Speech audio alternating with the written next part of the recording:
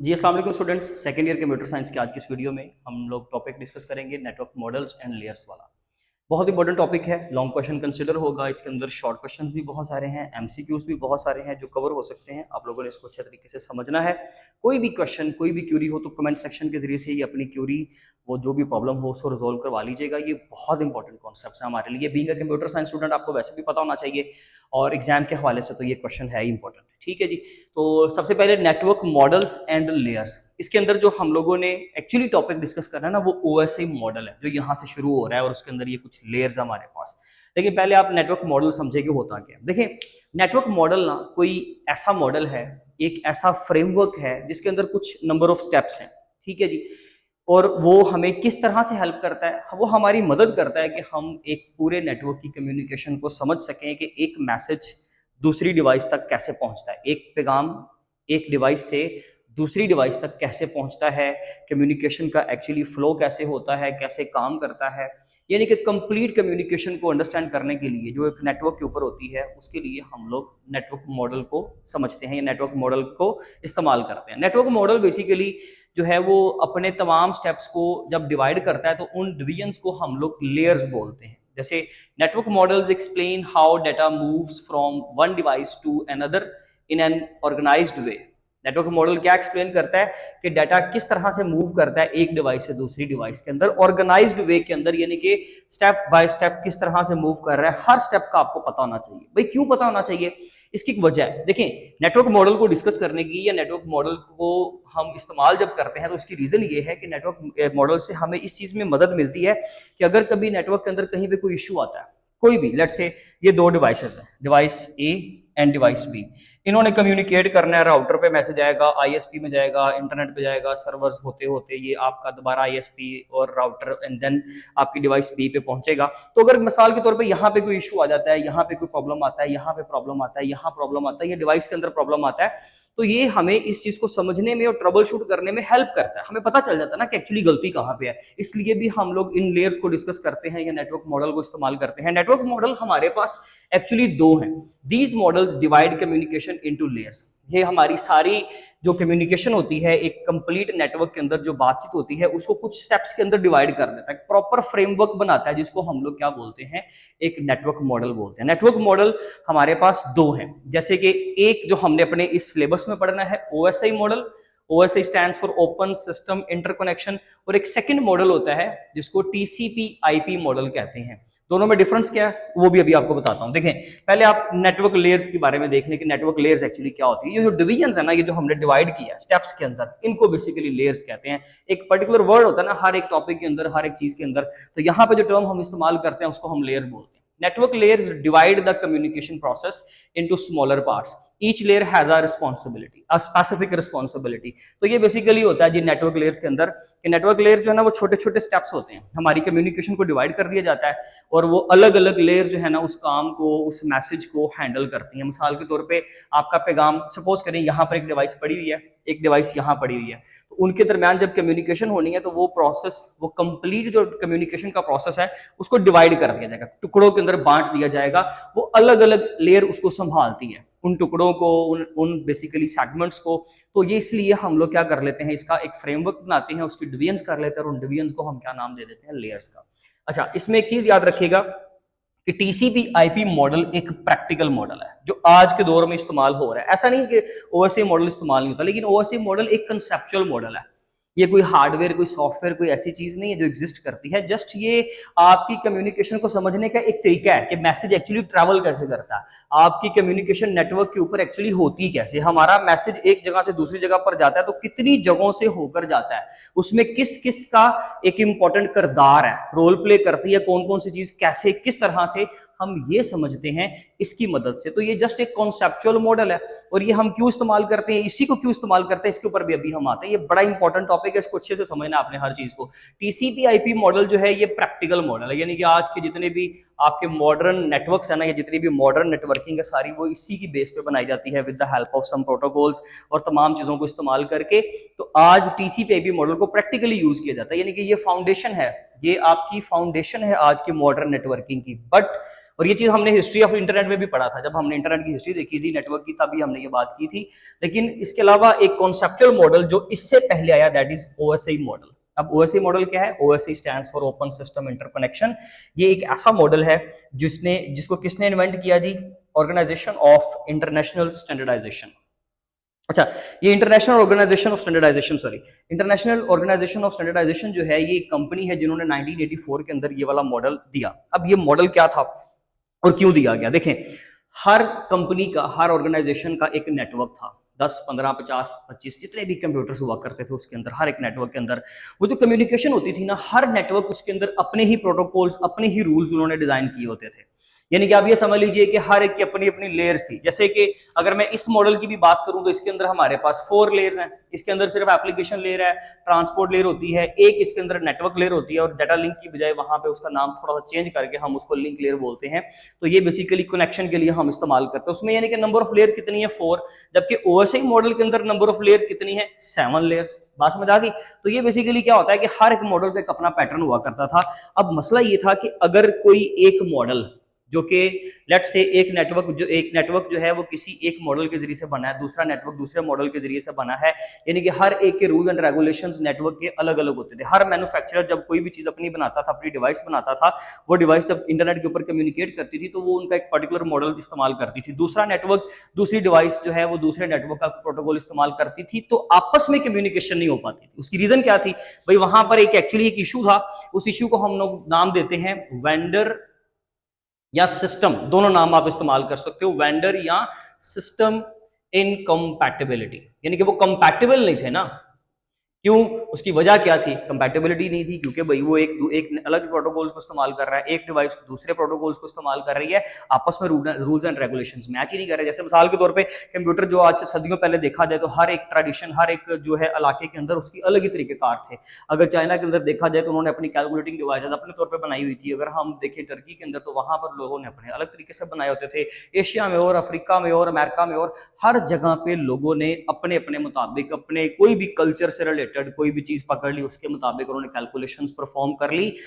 कहीं पे भी तरीका सेम नहीं था, लेकिन बाद में कंप्यूटर को कोई एक फिजिकल शेप दी गई, एक अपीयरेंस दी गई, और आज कोई भी कंप्यूटर देखा जाए तो इंटरनली एक्सटर्नली तकरीबन किसी हद तक क्या वो 90% एक जैसा है। ऐसा है कि नहीं? इसी तरह से कि एक जगह पर हम इकट्ठे हो जाएं, उसके लिए हम लोगों ने ओएसए मॉडल की सिलेक्शन की। और ओएसए मॉडल किसने दिया? 1984 में, इंटरनेशनल ऑर्गेनाइजेशन ऑफ स्टैंडर्डाइजेशन। यानी कि कोई एक बंदा, पर्टिकुलर बंदा नहीं था, बहुत सारे एक्सपर्ट्स थे, बहुत सारी और भी स्टैंडर्ड ऑर्गेनाइजेशन थी जिन्होंने मिलकर किया, बट एक्चुअली पायनियर समझ लीजिए कि यही कंपनी थी। ठीक है जी, ओपन सिस्टम इंटरकनेक्शन मॉडल। अब ये जो मॉडल है ये जस्ट एक कॉन्सेप्चुअल मॉडल है, हमें समझने में हेल्प देता है, अदरवाइज इसके अलावा कुछ भी नहीं है। तो इसके जरिए से फिर इसका सबसे बड़ा बेनिफिट क्या? अगर मैं आपको पूछता हूं जी what is the benefit of OSA model, तो आपने कहना सर इसके अंदर वेंडर इनकम्पैटिबिलिटी नहीं है। यानी कि हर आज का जितना भी नेटवर्क है, हर नेटवर्क सारे इसी मॉडल को इस्तेमाल करते हैं। यानी कि हर एक के अंदर प्रोटोकॉल्स, रूल्स एंड रेगुलेशंस इन्हीं के मुताबिक है, यानी कि इन्हीं 7 लेयर्स के मुताबिक डाटा को अरेंज किया जाता है। और कोई भी मैन्युफैक्चरर जब डिवाइस बनाता है, जब सिग्नल्स की जब ट्रांसफरिंग होती है, तो हर एक के अंदर यही मॉडल को पीछे प्रैक्टिकली इस्तेमाल किया जाता है। तो फिर कोई भी ऑर्गेनाइजेशन किसी भी ऑर्गेनाइजेशन से कम्युनिकेट करेगी, कोई भी नेटवर्क किसी भी नेटवर्क से कम्युनिकेट करेगा, तो तरीका एक ही होगा। हिस्ट्री जानना बहुत जरूरी थी, माजरत के साथ इसलिए थोड़ा सा लेंथी हो गया। अब चलते हैं यहाँ पे। अब हमारे पास है जी 7 layers. All people seem to need data processing. याद करने का तरीका बता रहा हूँ, निमोनिक टेक्निक। आप अगर याद करना चाहें तो फर्स्ट लेटर्स हैं, ठीक है जी। अदरवाइज ये बड़ा सिंपल है, जो इंटरेस्ट से पढ़ेगा इंशाल्लाह उसको वैसे तैयार हो जाएगा। एप्लीकेशन लेयर, 7 डिवीजन है, 7 लेयर्स हैं। Application layer, presentation layer, session layer, transport layer, network layer, data link layer and physical layer. मिसाल के तौर पे अगर डाटा हम सेंड कर रहे हैं तो हमने इनको हमेशा ऊपर से नीचे की तरफ पढ़ना है। जब हमने डाटा को क्या करना है? सेंड। लेट्स से अगर मैं अपने कंप्यूटर से आपके कंप्यूटर में डाटा सेंड कर रहा हूं तो सबसे पहले एप्लीकेशन लेयर काम करेगी, फिर presentation, session and so on. लेकिन अगर आप मुझे डाटा भेज रहे हो और मैं अपने एंड पे डाटा को रिसीव कर रहा हूं, तो रिसीविंग साइड पे फिर आपकी मेरी सबसे पहले लेयर कौन सी काम करेगी? फिजिकल, फिर डाटा लिंक, फिर network and so on application layer तक काम करेंगे।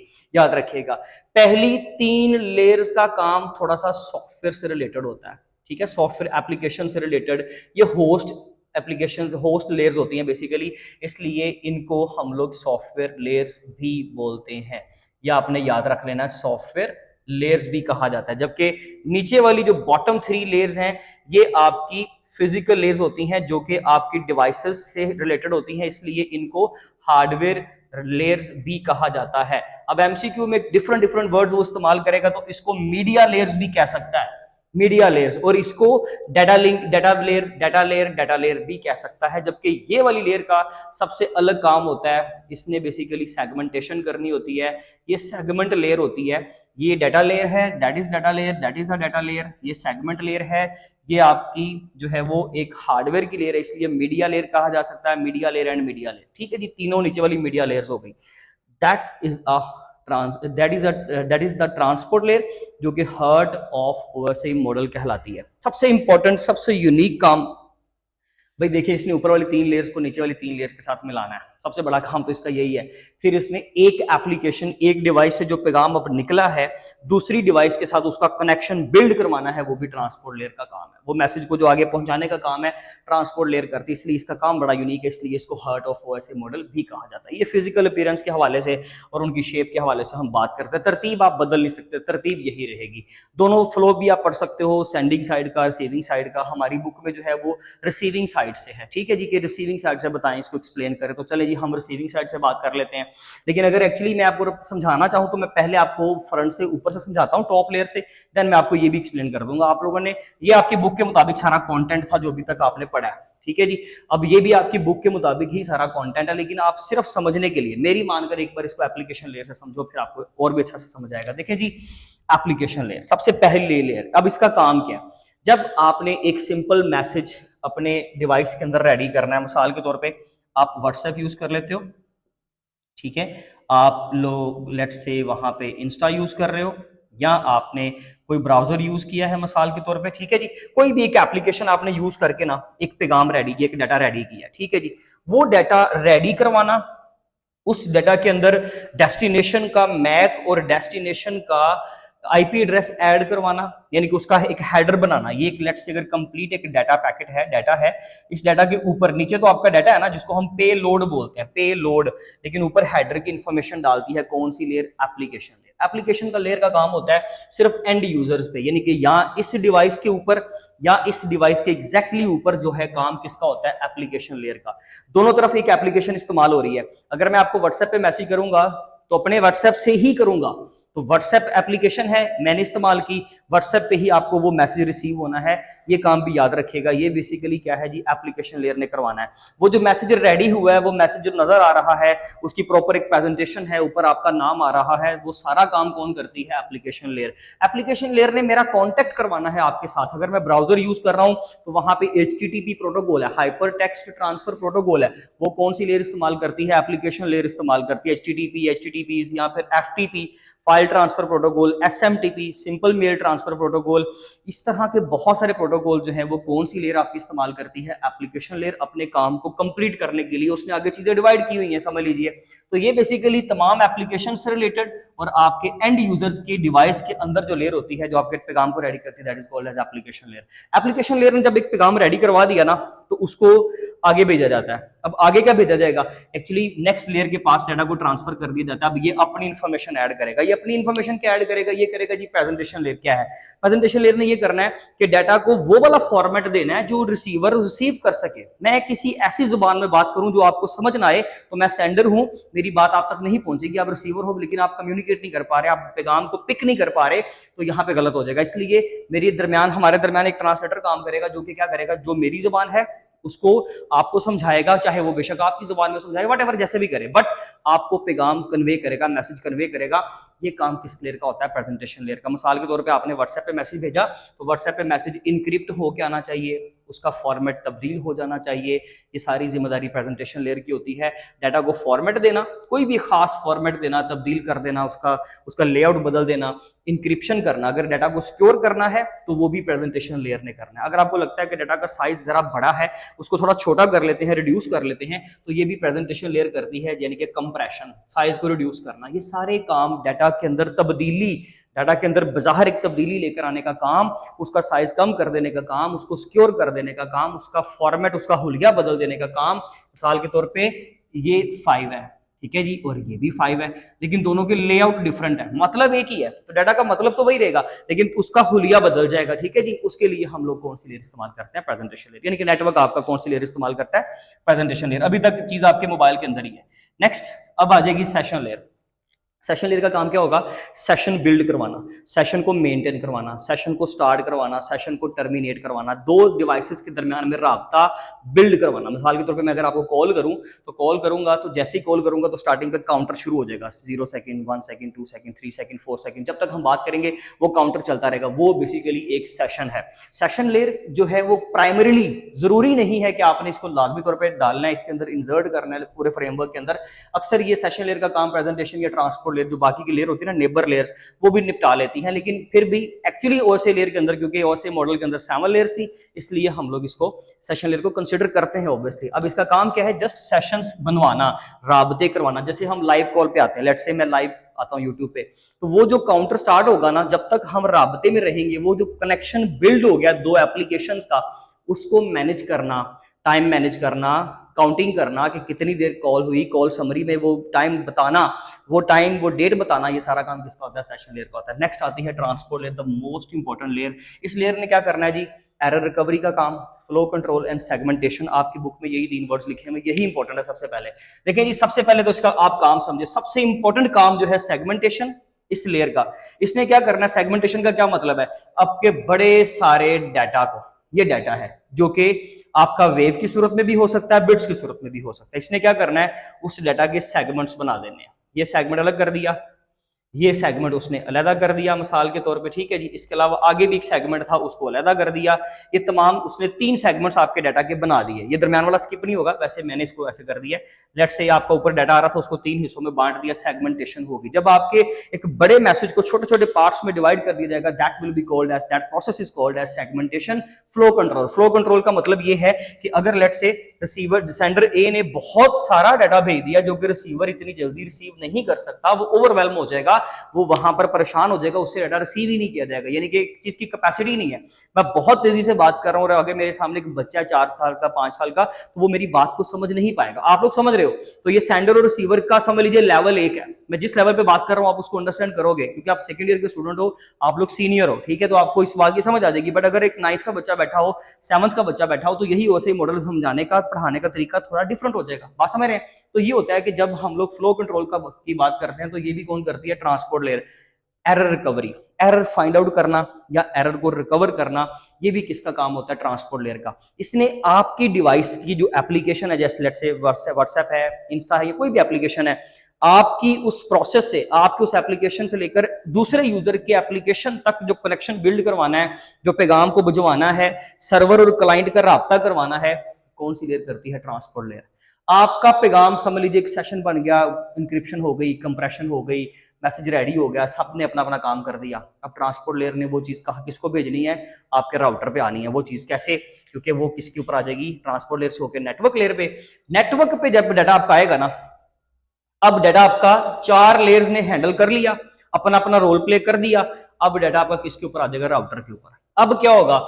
Network layer. नेटवर्क लेयर आपका पैगाम एक नेटवर्क से निकाल कर दूसरे नेटवर्क पे भेजेगी। मिसाल के तौर पे हमारे घर का राउटर और आपके घर का राउटर, आप हमारे नेबर हो, हमारा लोकल एरिया नेटवर्क, आपका लोकल एरिया नेटवर्क, दोनों के दरमियान में जो राब्ता करवाएगी, that is called a network layer. वो नेटवर्क लेयर करवाती। 2 काम होते हैं, लॉजिकल एड्रेसिंग जिसको हम आईपी एड्रेसिंग भी बोलते हैं, और रूटिंग का काम। ये दोनों काम कौन करती है? Network layer. यानी कि वो डाटा पैकेट्स कौन से राउटर से होते हुए आईएसपी के सर्वर्स पे जाएंगे, कौन सा पाथ बेस्ट है, और फिर उस चीज को इंटरनेट पे भेजना, एंड देन वो आईएसपी से होकर राउटर तक जाना। ये सारा पाथ, ये भी पाथ था, सपोज करें ये भी रास्ता था, ये भी रास्ता था, कौन सा सबसे बेस्ट पाथ है, कंजेशन कम हो, ट्रैफिक कम हो, चीजें बड़े अच्छे तरीके से स्मूथली पैगाम जा सके, ये सारी चीजों का डिसीजन कौन करती है? आपकी नेटवर्क लेयर करती है। यानी कि इसने एक तो आईपी एड्रेस ऐड कर दिया ना, ये हमने पढ़ा हुआ। अब जिसको ये नहीं ना समझ आ रही तो वो फिर गलत बात है। इसके अंदर डीएचसीपी है, डायनामिक होस्ट कॉन्फ़िगरेशन प्रोटोकॉल, जो कि आईपीज देता है। उसने आपका जो पैगाम आया है उसको आईपी मिल गया, एक आईपी नंबर असाइन हो गया। अब वो तमाम पैकेट्स के पास क्या है? इसने अपनी इंफॉर्मेशन ऐड कर देनी। हर लेयर अपनी इंफॉर्मेशन ऐड करती जा रही है। याद रखिएगा, एंड पे ये बड़ी इंपॉर्टेंट डेफिनेशन बननी है, इसको याद रखिएगा। हर लेयर अपनी इंफॉर्मेशन ऐड करी। नेटवर्क लेयर ने क्या कर दिया? उसी पैगाम के ऊपर आईपी भी लगा दिया, उसको एक पाथ भी दे दिया, लो जी यहाँ से होकर चले जाओ, पैगाम आपका पहुंच जाएगा। राउटिंग होते होते वो अपने किसी जगह पे, किसी भी पर्टिकुलर प्लेस पे, और यहाँ पर बनते हैं पैकेट्स। डाटा को, उन सेगमेंट्स को मजीद छोटे पार्ट्स में डिवाइड करके पैकेट्स में कन्वर्ट कर दिया गया। अब इसके ऊपर, इस पैकेट के ऊपर, हर पैकेट के ऊपर 3 तरह का नंबर होगा। एक, इसके ऊपर मैक एड्रेस है जिसके पास इसने जाना है। इसके अलावा इसके ऊपर आईपी है, प्राइवेट या पब्लिक आईपी, राउटर का या डिवाइस का अपना। और इसके अलावा इसके ऊपर सेगमेंट का नंबर भी है। क्यों? क्योंकि ट्रांसपोर्ट लेयर ने एक बड़ा अहम काम और करना है। ये दिल है ना ओएसए मॉडल का, तो इसका तो बड़े, इसके बड़े काम है। इसने ये भी करना है, इसने रीअसेंबली करनी है, इसने रीअसेंबलिंग करना है। ये पॉइंट बड़ा इंपॉर्टेंट है, इसको नोट करें। रीअसेंबलिंग का मतलब है कि जब डाटा सेगमेंट्स की फॉर्म में डिवाइड हो गया, जब रिसीवर पे पहुंचेगा तो ट्रांसपोर्ट लेयर ने फिर से आना है, उसने क्या करना है, उन तमाम डाटा को असेंबल करना है, दोबारा से एक तरतीब देनी है जिस तरतीब से मैसेज निकला था। मैंने लिखा हेलो आप कैसे हैं, तो उसने है कैसे आप, वो सारा कुछ तरतीब देके आप कैसे हैं बनाना है। मेरी बात समझ रहे हैं? तो ट्रांसपोर्ट लेयर ऐसा नहीं है कि इसका करैक्टर एक दफा, नो, ये बार बार काम आएगी। देखें, इससे नीचे जितनी भी लेयर्स है ना, यहां से नीचे वो मल्टीपल टाइम अपना रोल प्ले करेंगी, जबकि इनका काम तकरीबन एक बार ही था। एप्लीकेशन लेयर अपना काम कर दिया, अब ये रिसीविंग साइड पे काम करेगी। जैसे कि इसने यहाँ पे पैगाम को रेडी करवा दिया, अब ये यहाँ पे जाके दोबारा जिंदा होगी। प्रेजेंटेशन लेयर यहाँ पे डाटा को कंप्रेस करवा दिया, यहाँ पे डाटा की शक्ल तब्दील कर दी, अब यहाँ पे जाके दोबारा से शक्ल क्या करेगी, उसकी सही कर देगी वापस। सेशन लेयर, जिसने यहाँ पे और यहाँ पे दोनों साइड पे कनेक्शन बिल्ड करवाया हुआ है, तो सेंडिंग और रिसीविंग साइड पे एक एक बार, ये बार बार काम आएंगे। नेटवर्क लेयर हर बार आएगी जब उसने एक राउटर से अगले राउटर पे डाटा को भेजना है, एक जगह से दूसरे नेटवर्क के ऊपर जगह को अपने डाटा को भेजना है, तो उसने हर बार पैकेट्स बनाने हैं, उसने हर बार अपनी इंफॉर्मेशन ऐड करनी है। ट्रांसपोर्ट लेयर ने हर बार एरर रिकवरी को मेक श्योर करना है, उसने हर बार फ्लो कंट्रोल को देखना है। बात समझ आ रही है? ये बहुत इंपॉर्टेंट पॉइंट था। हम इसको बड़ा सिंपल भी कर सकते हैं, शॉर्ट भी कर सकते हैं, लेकिन दिल चाहता है कि मैं आपको समझाऊं। और अभी भी मेरे पास अगर कोई 20, 30, 40 मिनट और हो तो मैं आपको ओएसए मॉडल एक बार पागल कर दूं पढ़ा के। तो खैर फिलहाल जी हम नेटवर्क लेयर पे आ गए। काफी सारे काम हमने उसके डिस्कस कर लिए, बुक के मुताबिक तो कर ही लिया ना, हम तो एक्स्ट्रा पढ़ रहे हैं। उसके बाद आप आगे जी डाटा लिंक लेयर पे। डाटा लिंक लेयर का काम क्या होता है? It's a carrier. ये एक ऐसा कैरियर है जिसने आपके डाटा को कैरी करना है और आगे भेज के आना है। मिसाल के तौर पे कि एक नेटवर्क से जो डाटा निकला है किसी भी एक डिवाइस से अगली डिवाइस तक पहुंचाने का काम डाटा लिंक लेयर का होता है। ये करता क्या है? जैसे इसने सेगमेंट्स बनाए, इसने पैकेट्स बनाए, अब इसने फ्रेम बनाने हैं। क्या बनाने हैं? फ्रेम। जैसे कि फ्रेम का क्या मतलब है? फ्रेम का मतलब ये है, इसका अलग फ्रेम बना दिया, ऊपर एक इंफॉर्मेशन ऐड कर दी अपनी, ठीक है जी। इसने असल में एक फ्रेम कैसे बनाना है? सबसे इंपॉर्टेंट चीज, इसने मैक एड्रेस को कंफर्म करना है, वेरीफाई करना है। समझ लीजिए मैक एड्रेस की असल एडिशन होती यहाँ पे है। वैसे तो हम कम्युनिकेशन पढ़ चुके हैं पहले, हमें नेटवर्किंग का पता है कि जब सोर्स से डाटा निकलता है सेंडर से, तो ऑब्वियसली डेस्टिनेशन का मैक तो उसने बताना है ना, मैक तो उसको पहले से बताना होता है। लेकिन वो मैक की वेरिफिकेशन और मैक के मुताबिक आगे रिसीविंग करवाना डाटा लिंक लेयर का काम है। मिसाल के तौर पर इसका एड्रेस है जी 123 मैक एड्रेस, इसका है 321।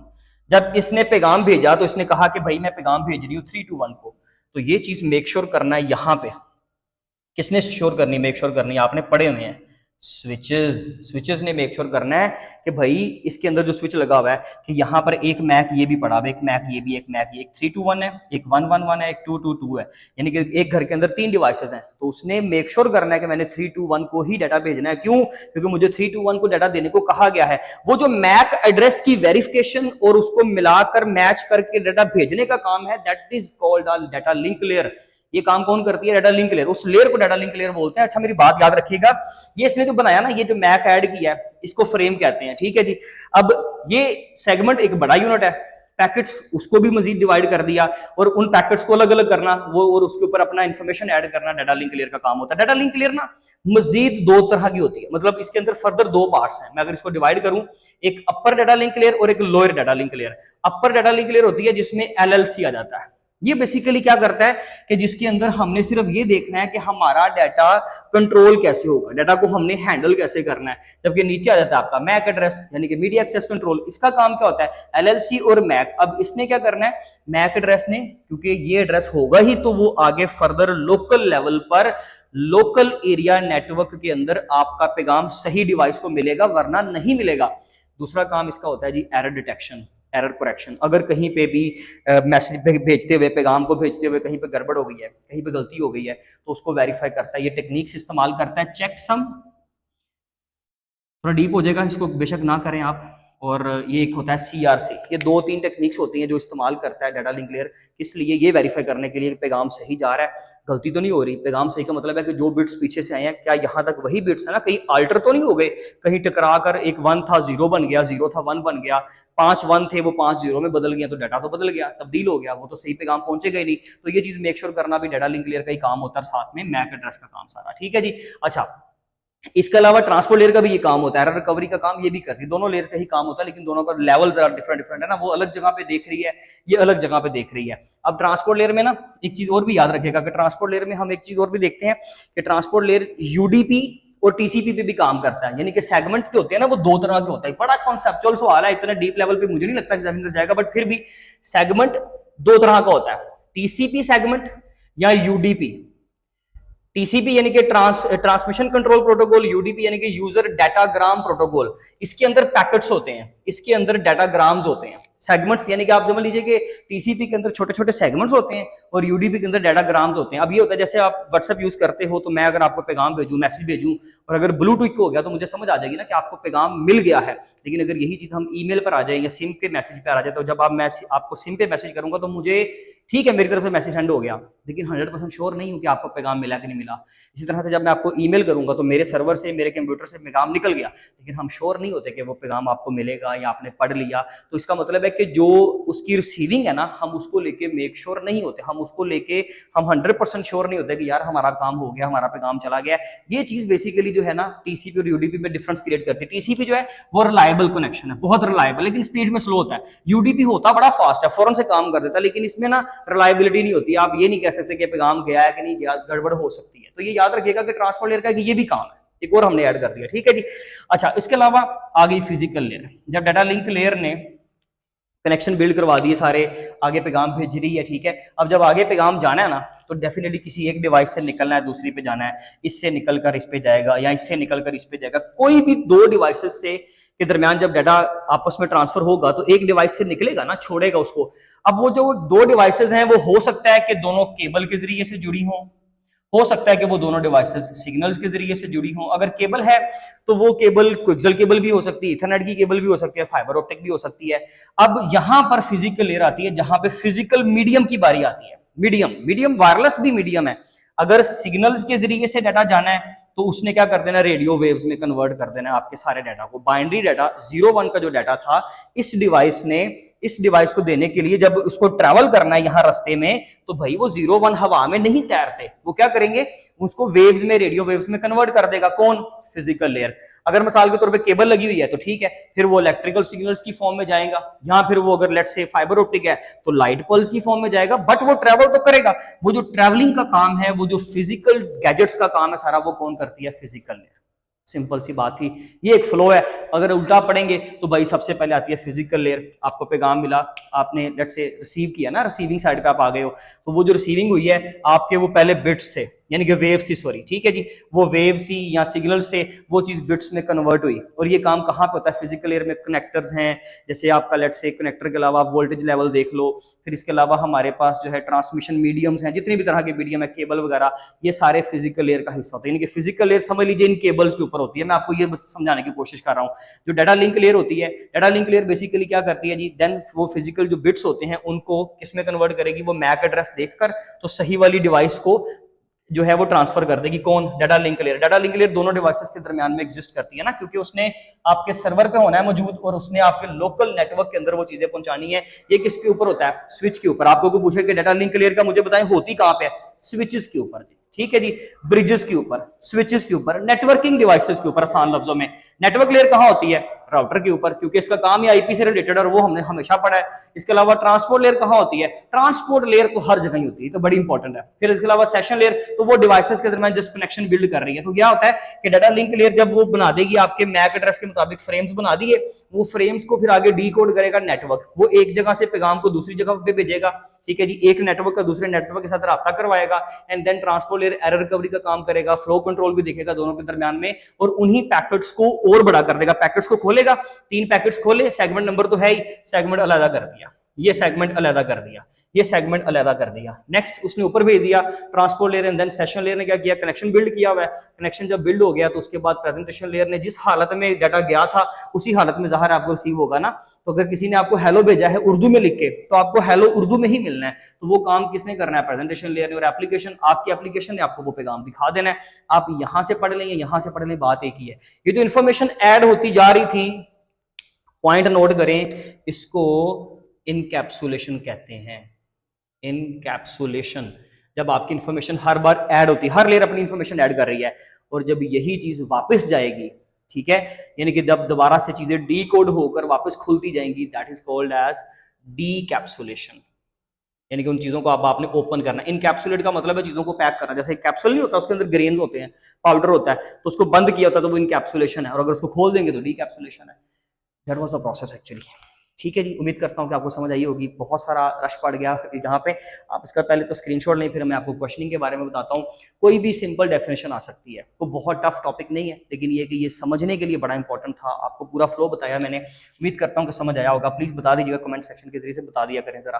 तो ये जी जितने भी चीज़ें थी आपका एमसीक्यूज, ठीक है, लेयर्स के सीक्वेंस के हवाले से एमसीक्यूज, यहाँ से जो की पॉइंट्स हैं एमसीक्यूज के लिए इंपॉर्टेंट। कोई भी एक आपको लेयर जो है वो डेफिनेशन आएगी शॉर्ट में, सारी लिखनी है और किस किस जगह पर वो इस्तेमाल होती है। मैंने जैसे बताया कि एक स्विचेस पे, एक राउटर पे इस्तेमाल हो रही है, एक आपके मोबाइल के अंदर इस्तेमाल हो रही है, तीनों, ठीक है। तो आपको ये सारी चीज़ों के बारे में पता होना चाहिए।